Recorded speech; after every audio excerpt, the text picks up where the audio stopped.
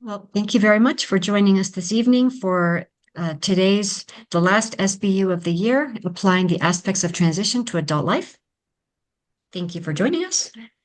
And before we get started, just going to do a couple of housekeeping things and just let you know first, my name is Juanita Panliner. I'm with the National Resource Center of the Spina Bifida Association, and we are joined by my colleague Gianna Spear, SBA's Marketing and Communications Manager, and my colleague Judy Thibodeau, SBA's National Director of Research and Services. And just a few more things before we get started. This is a webinar, so you will remain muted throughout the session, but we do want your input, and we hope that we will be seeing your questions or comments, your questions in the Q&A box. That will help us make sure that we see your questions. It's a lot easier to monitor your questions if they're in the Q&A.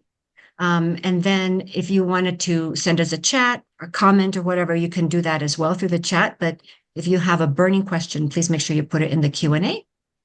And if we're not able to answer your questions tonight's webinar, then we will request the speakers to share their responses, and then we will make those responses available at a later time once the recording of this webinar is available.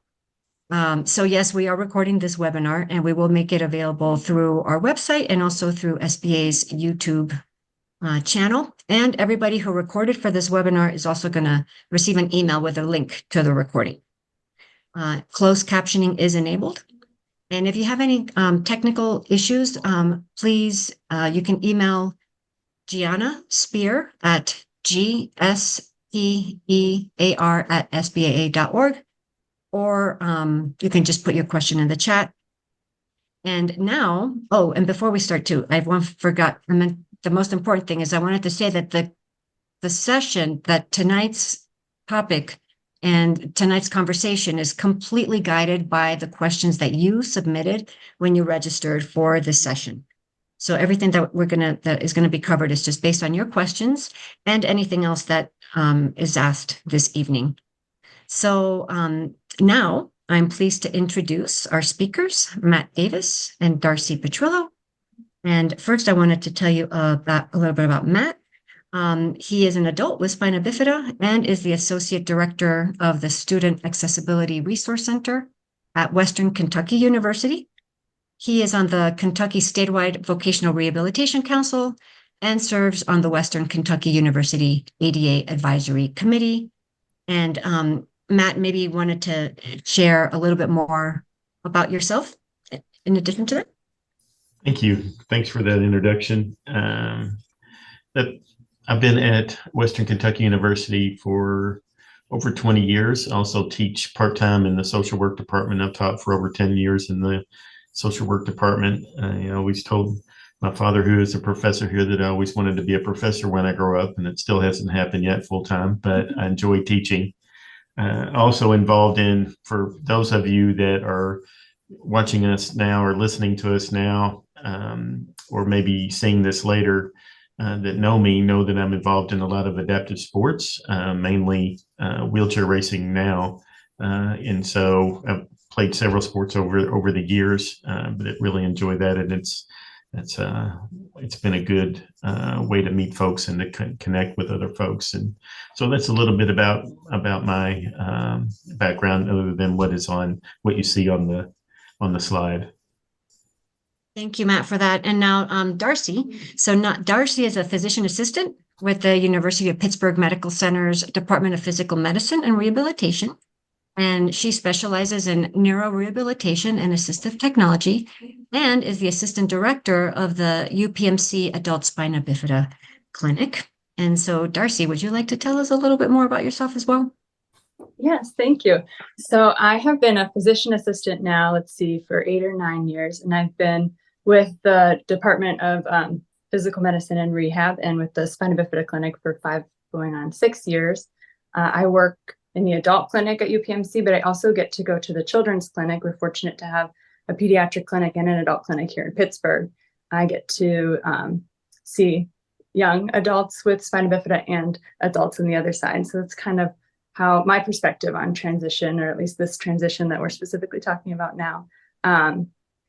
Yes. And so I also see adults who have cerebral palsy and spinal cord injury. But I've been working with adults with spina bifida for the longest time in this position. Well, thank you, Matt and Darcie. And now we can begin. I can Well, read how this can- question, Matt, and I'll let you kind of answer it first. Does that sound okay? Okay, sounds good. So how can we ease the transition to adulthood? We could, Darcie, probably do a whole webinar just on this one question. But I think I wrote some, I thought about this question and wrote some notes down as far as how to ease the transition. I was joking earlier when we were preparing for this is to not do some of the things that I did when I was transitioning to adulthood earlier. And so I think that's why these webinars are important, because it helps those folks that are making that transition to adulthood learn from the mistakes that others have made, or look for those challenges that other people faced and how they've overcome them. A couple of things I wrote down were being proactive, planning ahead.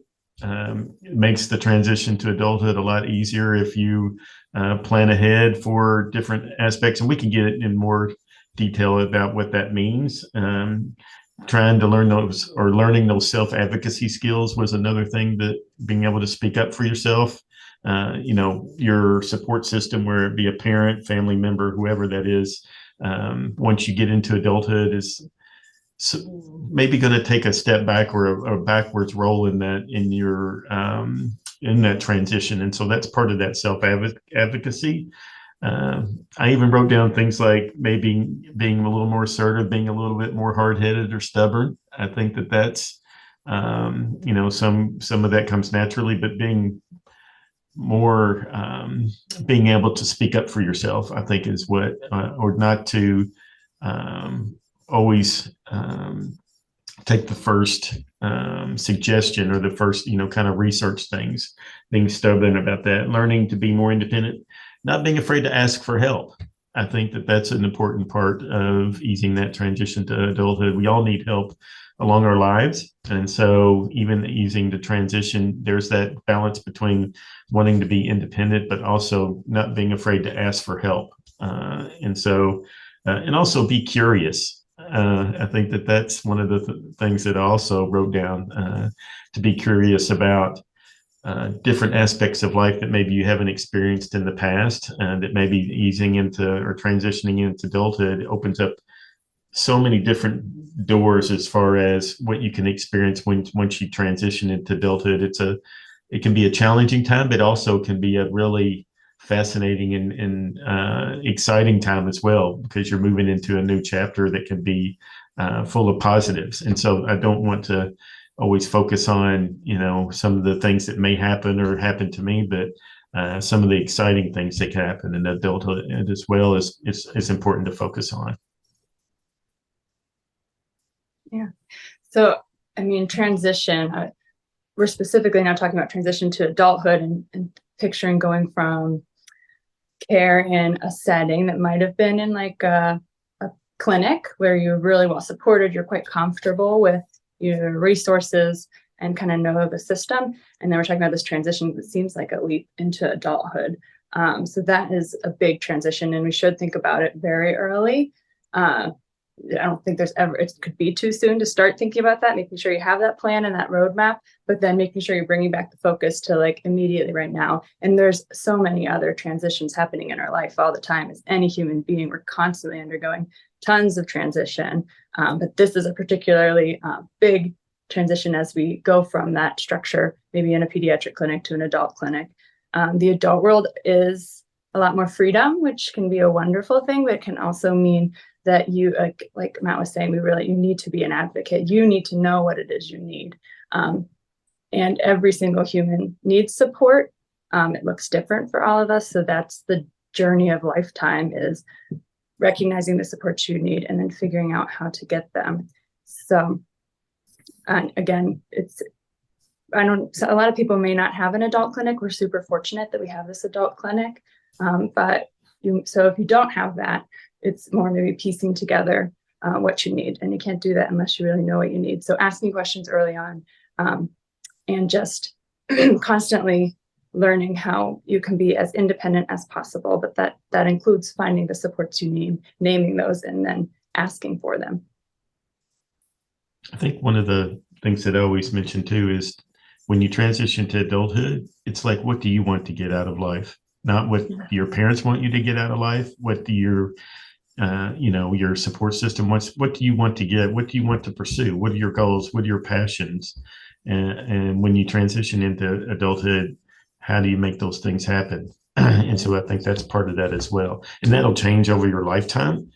So don't think you have to know now the rest of your life what you want to do, but that's part of that, I think, as well. It's transitioning to adulthood to find out, what do you want to do? Yeah, because that's the most helpful thing in any goal related to healthcare. It's most helpful and motivating when it's related to something you really want to get out of life, like bowel and bladder routine, much more important whenever you want to have that in control so you can go play sports or whatever. So asking very on in life what it is that you want to do. Sometimes you have to learn what you don't like too. And that's a process that we all go through, figuring out what we don't like, what we don't want to do.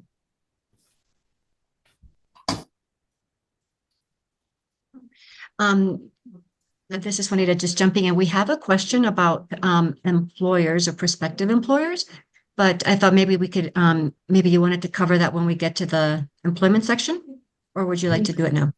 Thank you. I think we will be, I think we can wait on that. If it doesn't get answered completely, please ask again, but we do have a question specifically about that. Okay, thank you. Thank you. All right, next question. What age should we begin to speak to our children about the transition process? I'll jump in with saying there's no age too soon. And thinking about like the transition process as a parent or caregiver, like there's a transition always of giving more independence to your person that you work with or you care for. You transition from like baby talk to a baby. At some point you start speaking in full sentences and transition to communicating more differently with your child. So in the same way, it's just a natural shift of giving more responsibility and more trust. So, I mean, really, it happens right away. But specifically, like talking about transitioning to the adult clinic, I mean, school age. I mean, at 6 years old to 11 years old, you should be thinking about investigating to determine what supports are needed in school, so that that you can be as independent in school and get the most as you can out of education. So between 6 and 11, maybe neuropsych testing or other things, just to investigate again, what support do I need? And then start figuring out how you can secure that.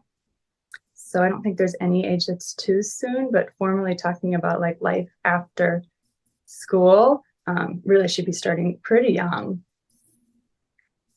And that's a good point. There's different types of transition throughout life. I think that in the work that I do, work with college students, it's not uncommon for me to meet with high school students and parents to work with that transition to adulthood. Part of that, and it's not uncommon that I'm meeting with students that are, sophomores, juniors in high school, and trying to figure out what college they're going to go to. Sometimes seniors, they still trying to decide. But the point of that is that transition to speaking to them about moving into adulthood should be not waiting until maybe, a year before they're getting ready to move into adulthood, that it can't start. Really, that process can't start, too early, because there's different stages of transition within one's life.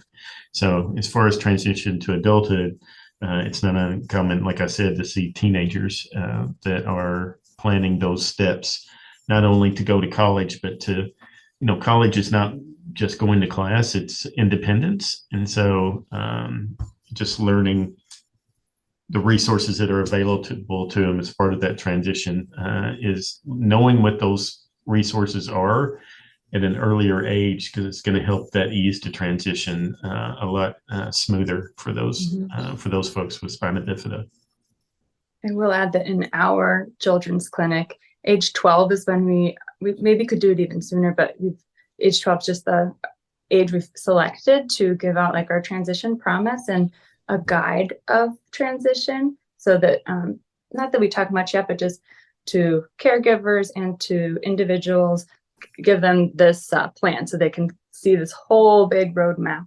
And encourage them, go ahead and read through this and just know, like, we're thinking about way beyond high school. But it starts just like with here and now and gaining independence as appropriate with your current goals in healthcare.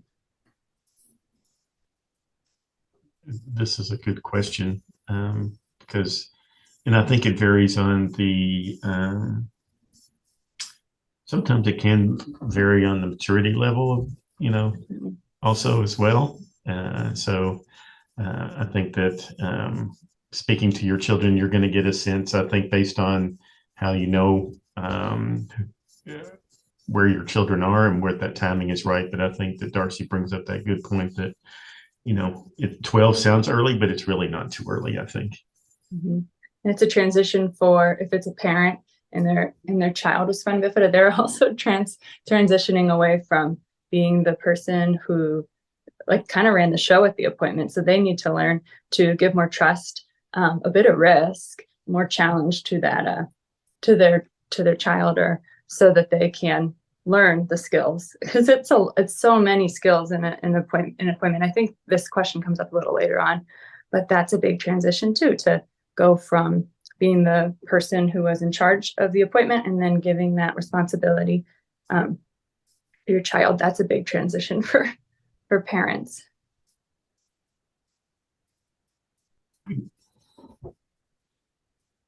I can read this and I'll let you answer first, Matt. What is a good way to track the healthcare transition progress? I have some ideas too. Well, I can tell you from personal experience, it's one of the, I'm going to sound like an old person to some of the folks, well, to a lot of folks, but there's so many tools available as far as ways you can track healthcare. It used to be, my mother would come with me to my appointments. She would have a folder full of all my, they would have my records or have a folder and we'd write things down. But now something as simple as being able to have the knowledge to be able to even to log into your own portal, into a doctor's office, how to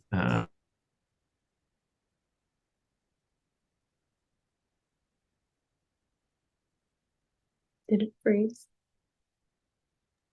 Yeah, I think Matt froze.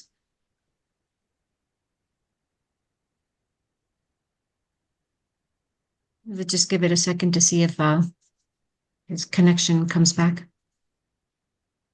While we wait for that, I could speak about this first question. So, good way to track. Again, I'm coming, well, at least from this transition, from the perspective of healthcare provider. So in our spina bifida clinic, at the children's clinic, we use a formal tool called the Transition Readiness Assessment, or TRACK. There's many versions of this. And it's used in many different clinics for different populations. But the Transition Readiness Assessment Questionnaire, maybe you've seen one. It's multiple choice questions, and they're asking about activities of daily living. Where are you with independence with these?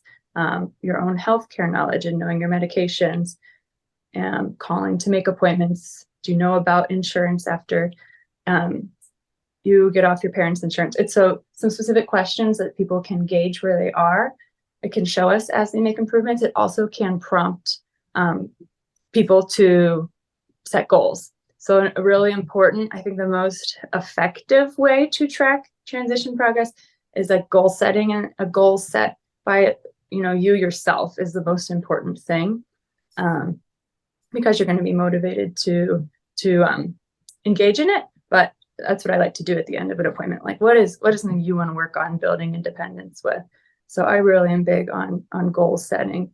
Like I said, we also have a roadmap that I think is really helpful. It doesn't always go in a linear fashion. You start here and you check.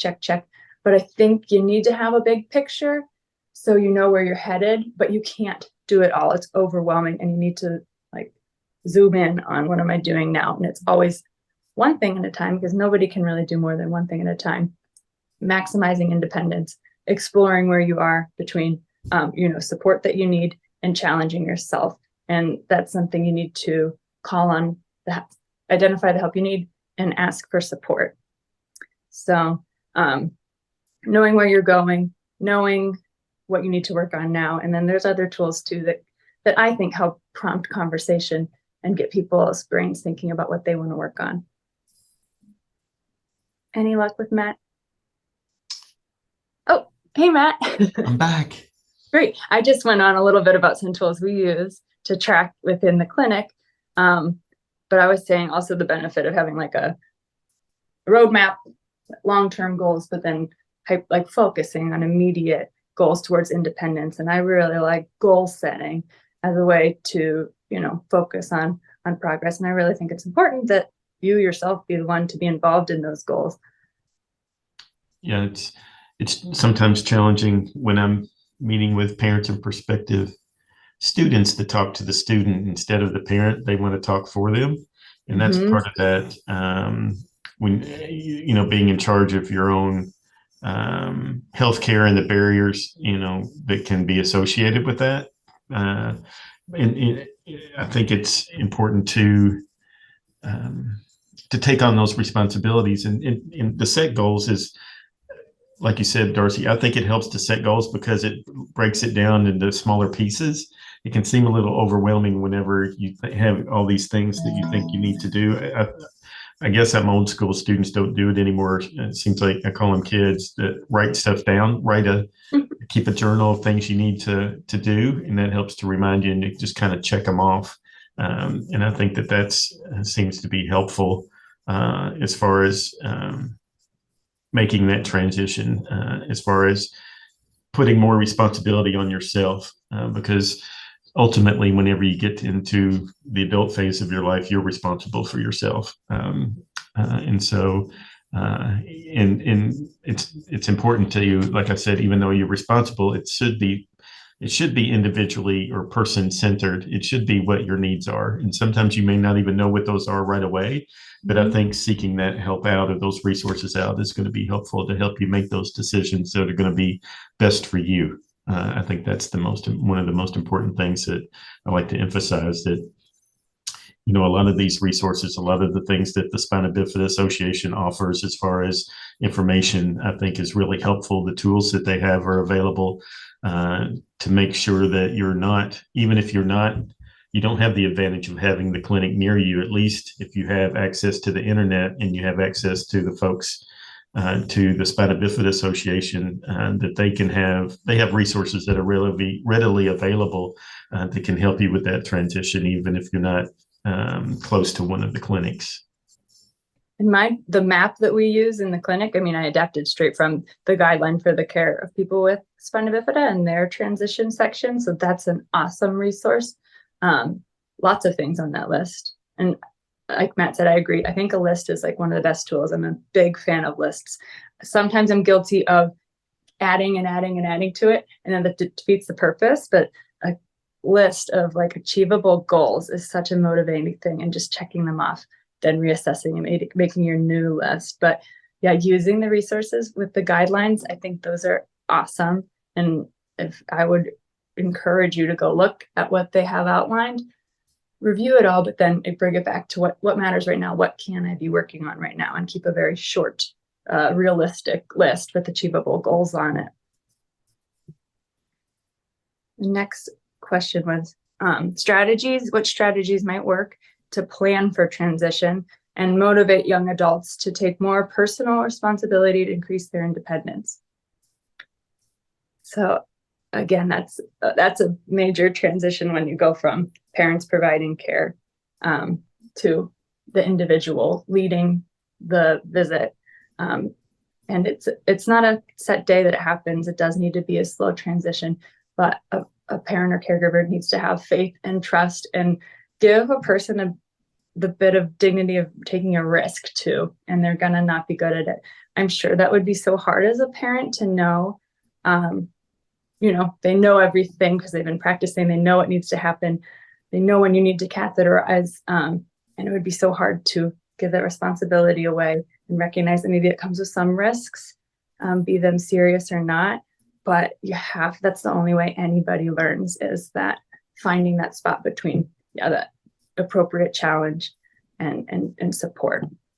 I used to use this phrase when I would speak to some of the other Spina Bifida events is I was grateful that my mother gave me the opportunity to fail at things, because that's the only way that I really learned. And so that's kind of basically, you said the same thing is, sometimes there are going to be setbacks or given children, kids, young adults moving into adulthood that opportunity to learn from those mistakes. Obviously you don't want to put them in a health risk in a dangerous situation, but there are some things that I had to learn on my own based on my mistakes, but that's part of that transition. And so and as far as motivating, like someone else's goal for me is never going to be very motivating. Right. But whenever you explore your own interests and recognize, what is something I want to get a taste out of life? Okay, what are my barriers? That's much more motivating than being told you have to catheterize because you're going to hurt your kidneys if you don't. I think we can go into, what are some of the barriers? One of my first reactions when I saw this was sometimes the barriers to managing life changes is myself. I was a barrier to that. Just some of the choices that you make. And so obviously some of the barriers are when you transition, you're so used to someone else taking care of a lot of things, like your support system, whoever that is. And so taking those responsibilities on your own can create barriers that you didn't know were there before. I just use the example of when I moved away for the first time and went to college. I was trying to learn how to do laundry. I knew how to do laundry sort of, and asked my mother if I should separate the whites and the darks, and she said, "You figure it out." So so those are just some of those life barriers that I created for myself, but actually learned from it. And so and I think that there's also barriers that just the community, society creates in general that maybe they're not on purpose, but you just have to navigate through that. And I think that's where that self-advocacy piece comes in, to be persistent, as far as managing those challenges or those barriers that come up. Just learning those basic skills. How do I get from point A to point B if I don't have a vehicle? How do I map that out? How do I get to, if I'm going to go to school and I don't have a vehicle, is there a bus system? How does that work? How do I navigate the bus system on the campus? That's a barrier, because that's a barrier between getting to class and from where you are. So I just think it's the main point of that is just figuring it out. And repetition, I think, is one of the ways to managing life changes in transition. Yep. And if you can figure it out in a more supported time, so figure out some transportation issues before you get to school and get stranded and miss class. I think another barrier is fear of, and shifting that responsibility, fear that if you give the responsibility to your child, they won't do as good of a job of you. I also see when I'm interacting with young adults with spina bifida, sometimes there's this just frustration and just this recognition that it's not fair that I have to do some of these things and have these extra challenges when I compare to some of my other peers. And sometimes I see people respond with just rebellion and giving up the things that they need to do. And that can just be so tough for everyone involved, and parents get more and more frustrated and push more, and it doesn't always help the situation. So, and then sometimes there's this frustration between family members too, where communication can be a big barrier. So that challenge, I just always try to step back and not be pushy. Like when I am in a room making suggestions, I have to recognize like that's not the most important thing, is that I force somebody to follow a cath schedule and threaten them with like kidney disease. I have to really like take, and unfortunately I have the time, but I need to take the time and listen to like what's really going on here. Like, what, and sometimes I just start frustrated or just don't know anyone else with spina bifida. And then that's something we really need to focus on right then, instead of forcing this catheterization schedule. And relying on folks that have been through it before, Yeah. Reaching out to those folks, I think it's very helpful too. Absolutely. So much to learn from other people. I think we can move. Yeah, there we go. All right, so this one's about finding physicians. It's extremely hard to find physicians who are educated regarding care for adults living with spina bifida. How can we find providers who understand the concerns for people with spina bifida? This is especially difficult outside of large cities, which I definitely see that to be true.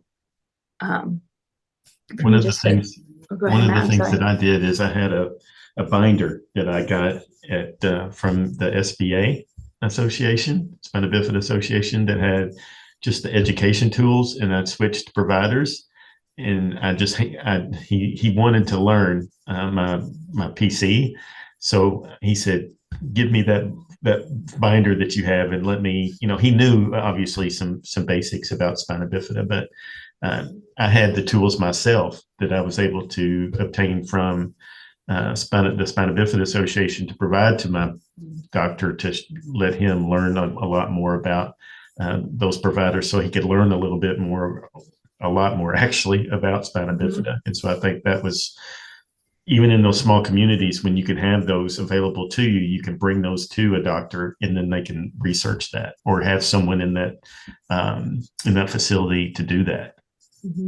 Is how I approached it.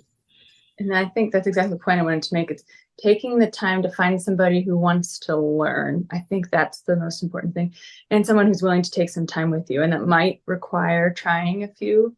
When you're navigating the adult world, if you do not have an adult spina bifida clinic, I do think primary care is where you should really invest some time in finding a really good fit. Every physician in medical school has had some exposure to spina bifida, but it's not very much, and even less in physician assistant school. So when I first started, I knew very little, but I had the opportunity to learn from a lot of people, and I had the interest and the time to learn. So I think like, don't be totally turned off and shut down by somebody who doesn't seem to know much, but if you can find a provider who has the interest in learning, that is somebody to stick with. And then the guidelines are there, which is so awesome. They have the information if they're willing to look at it. And if you present that to them, I bet they'd be willing, especially if you're patient and they can see that, you're patient and understand that they may not know everything. I think that would encourage them to do a little research and take the time. That second question, how can adults learn to advocate for their own care?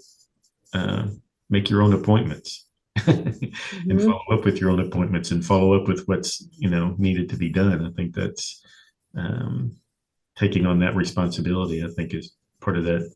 How do I advocate with regular check-in with doctors? Not knowing what you need. Someone else. Yeah, knowing what it is that you need and learning how to ask for it. And then making regular appointments. So time is something that we don't get much of in our, like from the medical side. Sometimes a physician may have a very limited amount of time to spend with you, especially outside of these clinics. So maybe just being confident and saying, okay, I'd love to schedule another follow-up to specifically talk about this. And I think they'll be open to it, especially when you're clear with what you want from something. That helps when you can communicate what it is you're hoping to understand. How do I manage self-care in areas of my body that I can't feel? Darcie. So I'm thinking, self-care, wounds come to mind in areas that you can't feel, but I also see like sometimes there's a transition from independence with like hygiene, catheterization, bowel routine. that definitely have so many reasons that it's difficult. Wound checks are something that I really do think is super important, and I hear so many people talk about like using their hands to feel their bottom. Maybe they can't feel, they don't have that pain warning on their butt. They don't know when they're getting pressure, but their way of checking is using fingers, and you just cannot feel a red spot. So, and it's easy to say do skin checks, and I know it is much harder in practice, but I really try to be like, okay, what are you doing? Show me how you do it. Break it down. A mirror, a camera, a selfie stick. Learn from other people who are doing it, but you really need to have eyes on those areas that are prone to pressure and are not you cannot get a pain warning. You have to look at that. Braces can cause terrible wounds. Bums sitting on them can cause terrible wounds. So, and then also self-catheterization valve, that becomes so important to people, especially as they have goals getting out of the house. You want to have more control of your bowel and bladder. Don't want to live by whatever your bowel is doing. So there's challenges with positioning. I get OT involved a lot. We have a nurse who has spina bifida in our clinic, so getting her involved to just brainstorm and figure out what works for you. Again, fortunately, I have time and I have real interest in figuring out the root of the problem and trying to explore it. But how do I manage my health insurance matters? When I saw this, I made the joke that if somebody could tell me sometimes how to do that, then, it's a challenge for everyone sometimes. Yeah, and so I think it does vary from what kind of insurance you have, but learning to self-advocate, I think in general, to not take the first answer sometimes. And Darcie, if you can always expand on this, but as far as my personal experience managing my own health insurance is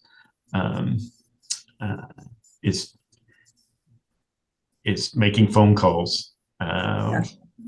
Making phone calls if you don't take the first answer, the first denial. Making phone calls, asking questions, keeping a journal, keeping notes of what you found out. Writing down questions you want to ask ahead of time when you're talking to health insurance providers. I think for me, that's always been one of the more important things as far as how to navigate the health insurance challenges that somebody might face. Mm-hmm. Yeah, so keeping in mind health insurance, you can stay on your parents' health insurance till 26, I think, in most states. Then it can be taken over by work or other things, but it's important to know about a couple things like waiver programs, dual eligibility with Medicare and Medicaid. I am far removed from those sides of things, but Achieva, if you're familiar with Achieva's website, they have some fantastic webinars on how do you understand insurance, and they're like, maybe there's 2 or 3 I'd recommend watching on transition and this kind of topic, and they're super helpful. And then the other thing to know, once you have health insurance, you will face some denials of equipment and things, and that can be overwhelming, but just make sure you really communicate well with your providers. A denial can sometimes be, we can ask again in a different way. Sometimes you just, again, a good relationship with your primary care doctor. A no is not always a no if they're willing to write a letter of medical necessity and try again. But asking questions is always encouraged. How do we stop healthcare professionals from giving gloomy predictions that result in parents' lowered expectations for their kids? We talked about this one earlier. Yeah. My mother can tell you stories, Matt's going to need 24/7 care if he ever, if he lives, and then he's not going to be able to go to school. He's not going to be able to do this. But my mom the reason why I bring that up is because of her stubbornness and her persistence. And I think sometimes when you get gloomy predictions, I think it's doctors oftentimes, I don't know if it's just in their nature, they have to give the worst scenario, but that's common practice sometimes, I think. And so you have to kind of take it with a grain of salt, and you as your parent or your support system, if you know your person better than anyone else, so you can kind of okay, we have the gloomy predictions. Let's put this aside and let's focus on what we need to do as far as what are the positive aspects of what's going on. And that's how I would answer that question. Yeah, I think you'll find different approaches with different healthcare professionals. How do they just worst case scenario, give it to you straight? Because maybe they find some people that is what they need. Like they need to know they're going to fight the odds. So yeah, but you want someone you can communicate well with. You want them to give you like realistic expectations, but you also need to know that like maybe they're not considering other things. So in talking about like mobility in people who have spina bifida or aging with spina bifida, I've heard some people say they've been told like, oh, you're eventually going to have to use a wheelchair. So, and that can be maybe motivating to someone who is currently ambulating and they don't want to, but it's not a progressive neurological disease. You won't, but with aging, we do see changes in mobility. I really don't see the need to really try and predict, but really focusing on what can you do now? And if you keep moving and keep your strength and you're here now, there's no real reason why you should worsen now. That being said, age with like joint issues and weight gain and just more sedentary lifestyles, that can change things. But I really don't, for me, I don't really see the need to talk about and make predictions. We really just need to focus on maximizing what we can right now and using tools such as assistive technology, because those can be wonderful things that improve mobility and maximize independence. I would rephrase that question on how do we counterbalance gloomy predictions by not lowering expectations for our kids. Exactly. Yeah. Don't lower expectations. Right. Yep. Because the expectation is that you will be as independent as you can be. It should always stay that way, but it's going to shift and change. Doctors don't always know everything. That's the truth. And you really want a provider that admits to not knowing everything. That's That's what you want. You want them to be able to say, like, I'm not sure. And if you have someone who says, I want to look into that and get back to you, that is a good thing.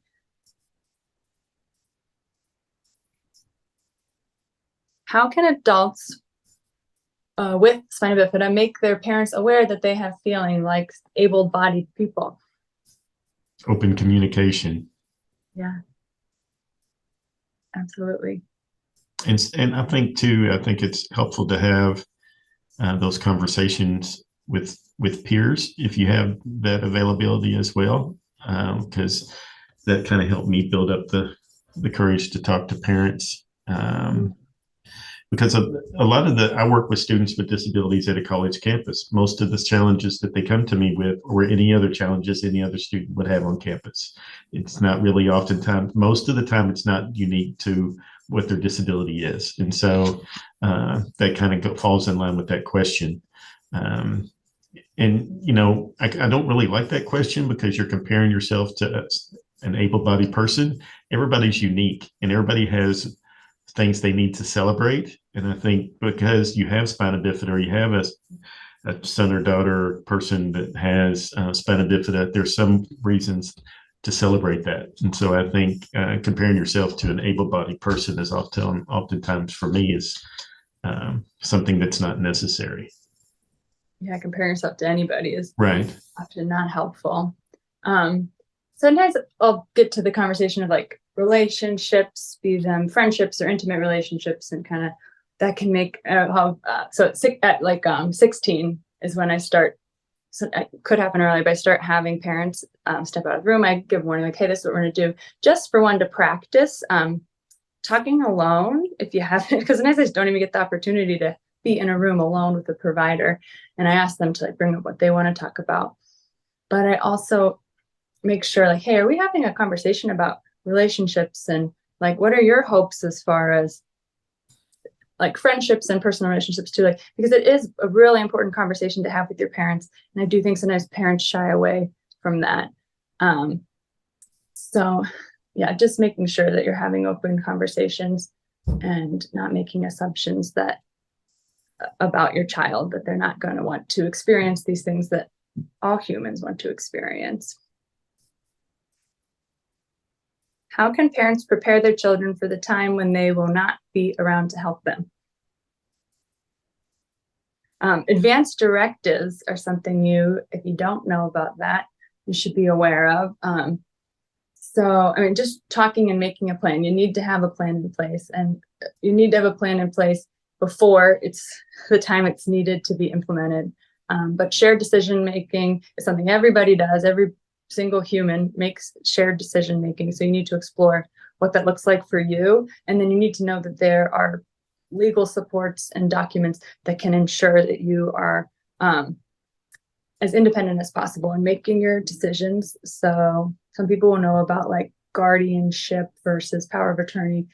You don't necessarily need guardianship. Guardianship can give away a lot of rights, but power of attorney and some other advanced directives are really helpful tools for guiding a conversation, starting a conversation about your hopes and wishes, and then ensuring that your desires are captured and then part of a plan going forward. I think that the next question about how can adults become independent, no longer live with their parents, I think this is kind of why we're doing these types of webinars, is to help. They even give examples: getting an education, preparing for the next level with education early. If that's not the path you want to go, it's important to know that moving on to another educational level is oftentimes not something you want to pursue, but get some kind of job training, stay active, keeping your brain active, not just your body active. Managing tasks like I was mentioned, laundry, paying bills, shopping. It's all a learning curve.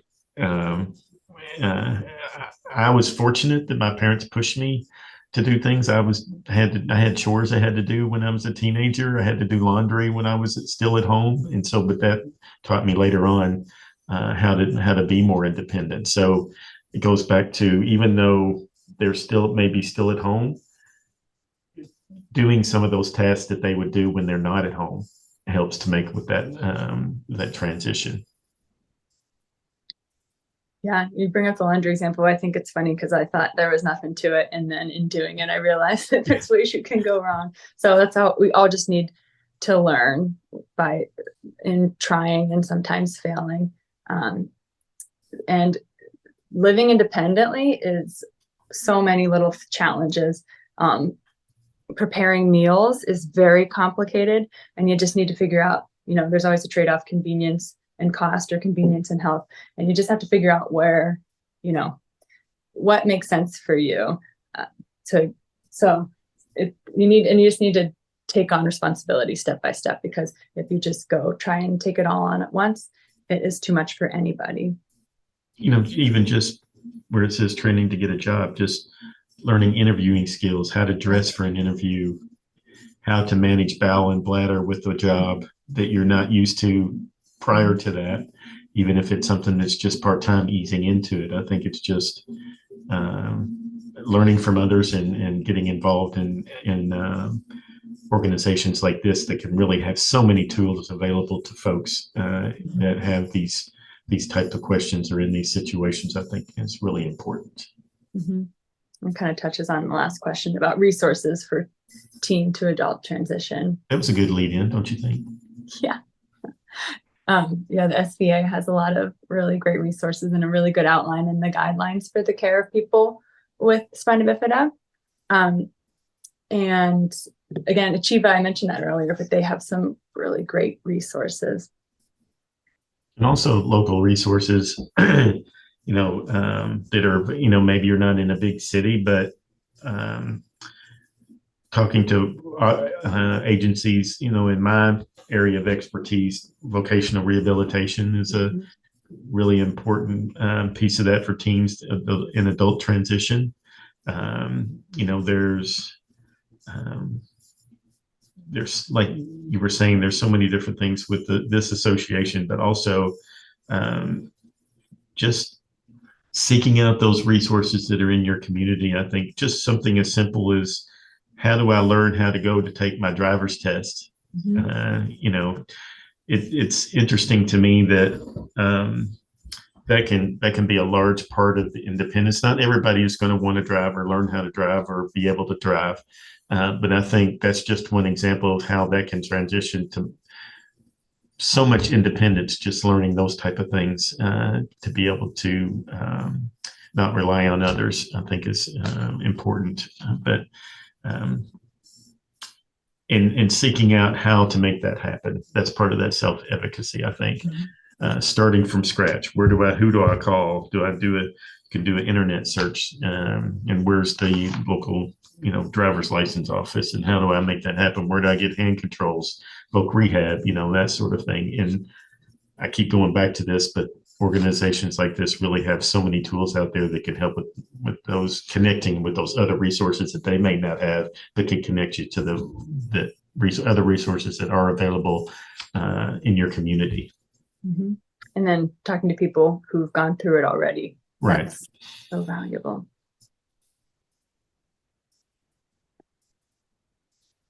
I'm entering college. What questions should I ask the university in terms of accessing support with education and medical needs, accommodation for dorms? Matt? Gosh, this is right up my alley right here. I thought so. What question should I ask?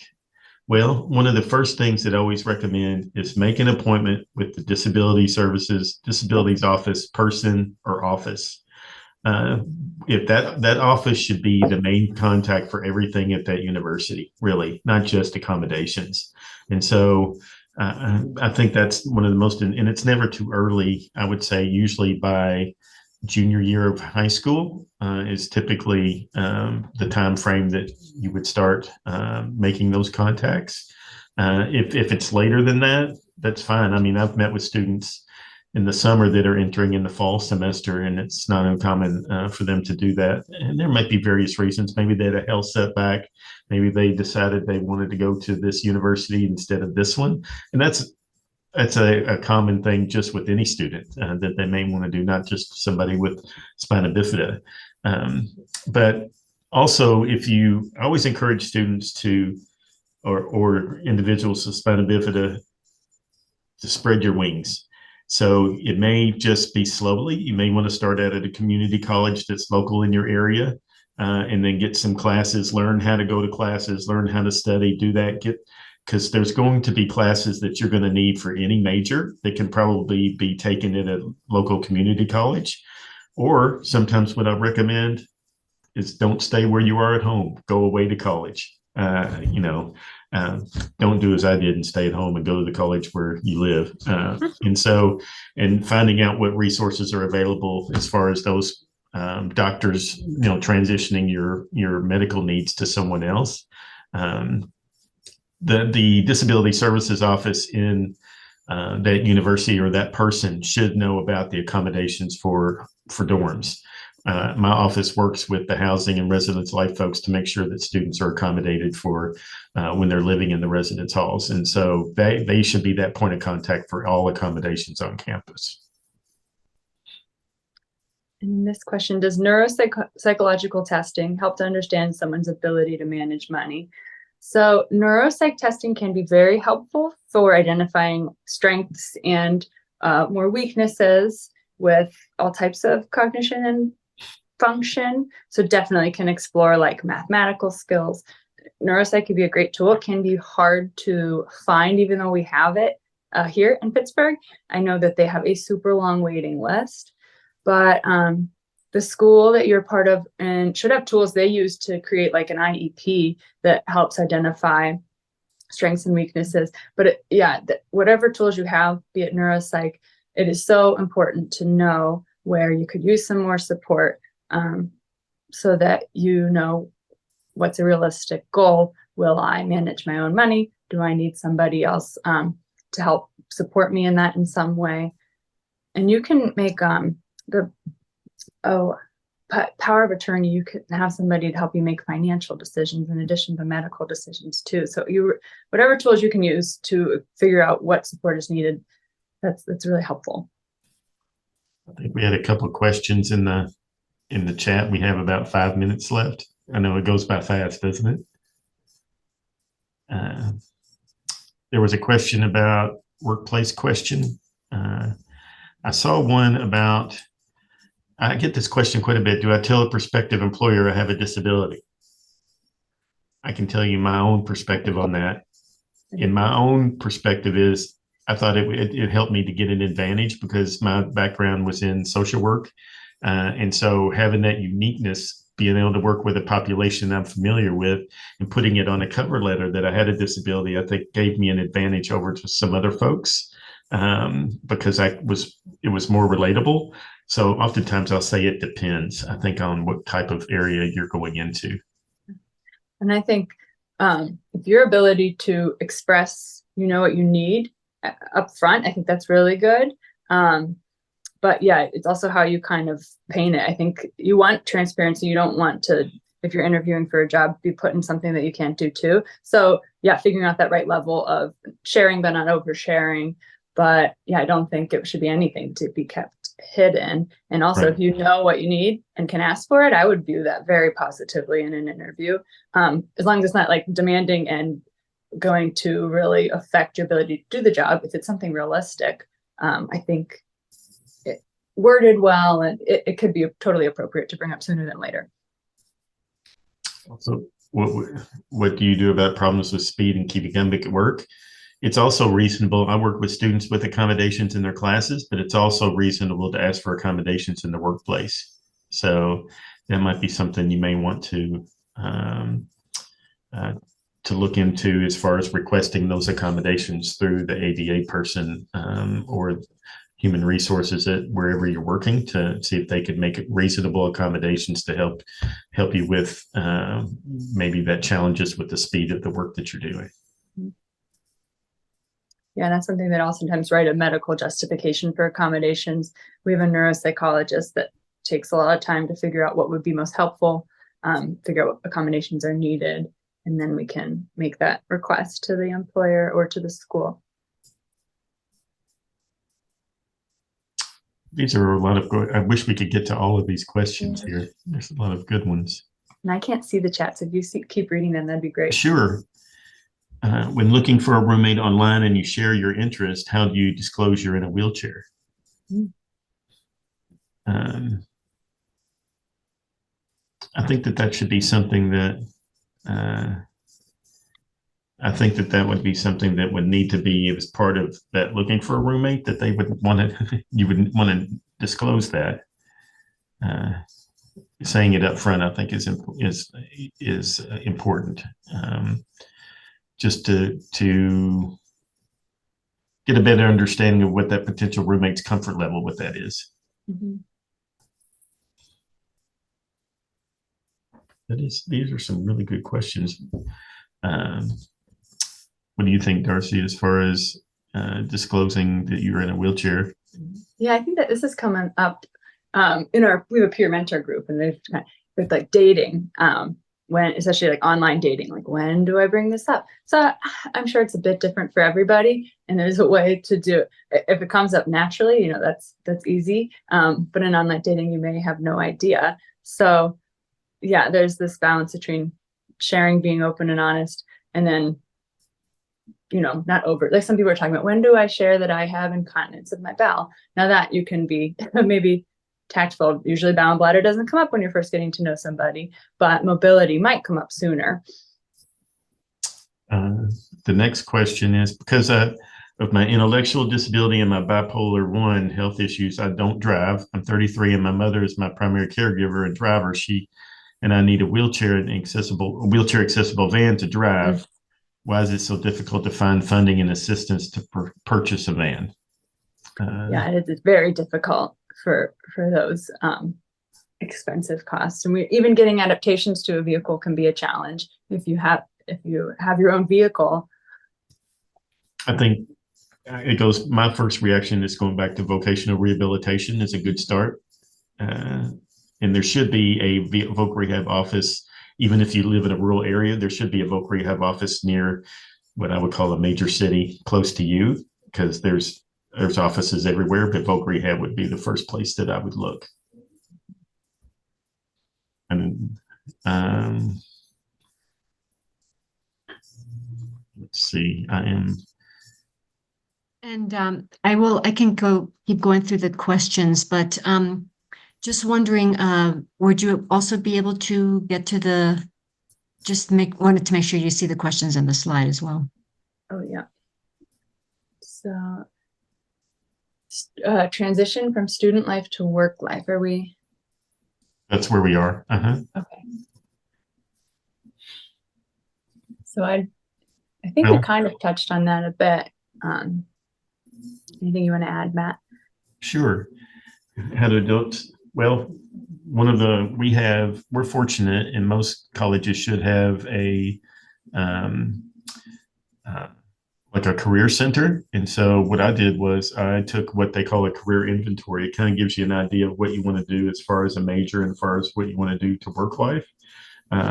But getting involved in those type of organizations on campus that actually help students in general prepare for the real world. And so I think that taking advantage of those resources that are on campus, and it goes back to what I said before, the Disability Services Office should be the one that helps connect you to those resources on campus. They should be the main point of contact for these types of things as well. So I think with adults with spina bifida transitioning to student life to work life, should stay connected to the Disability Services Office so they can find those resources on campus.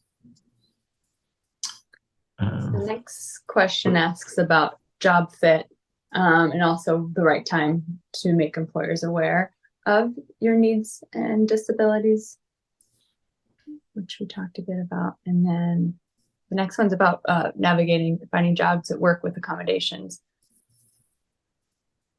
And then the real world versus interacting with kids.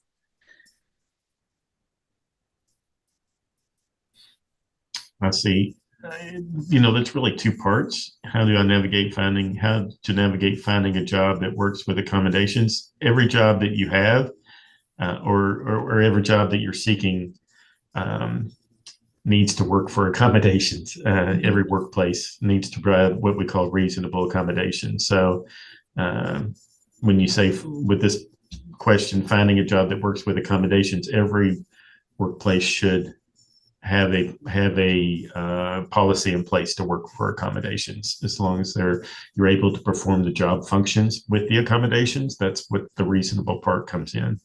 And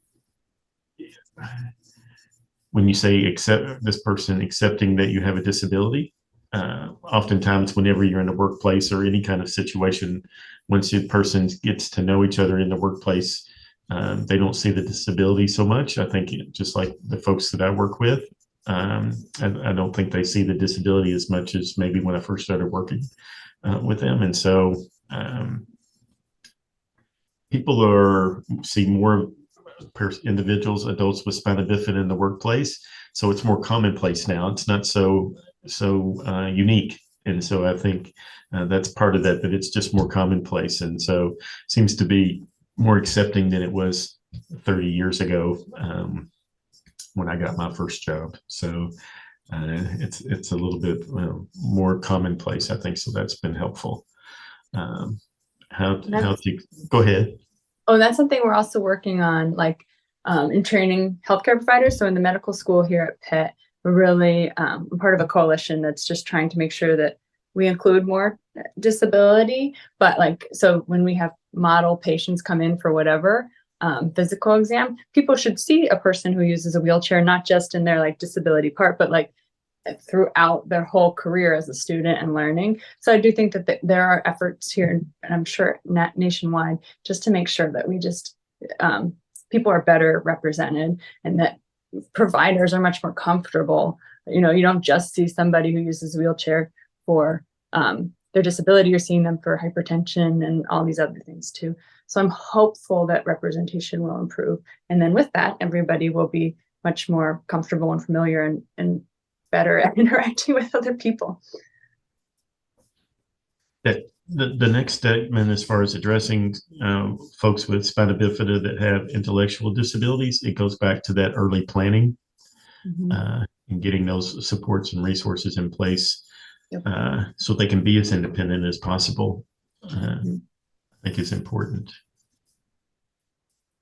to see what resources are available out there, because just because someone, and everybody's different, everybody's unique, just because someone has spina bifida and maybe has some intellectual challenges doesn't mean they can't have some level of independence.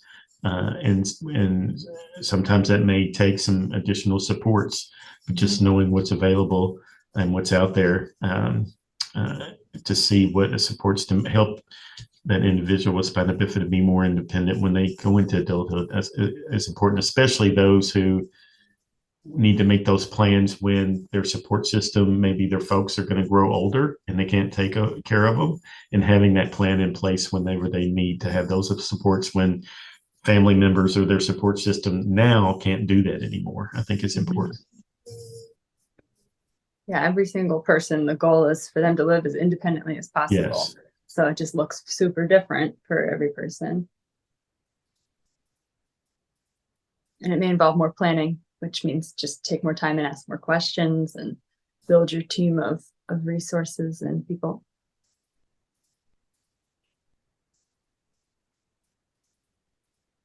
Well, thank you so much, Matt and Darcie. Thank you for answering all those questions. And like you see, we have a few more. So if it's okay with you, I will be sending you those questions, and then maybe you can help us answer them, and we'll convert them into a document we can share with the recording. So really want to thank you for your time and for all your experiences and your knowledge.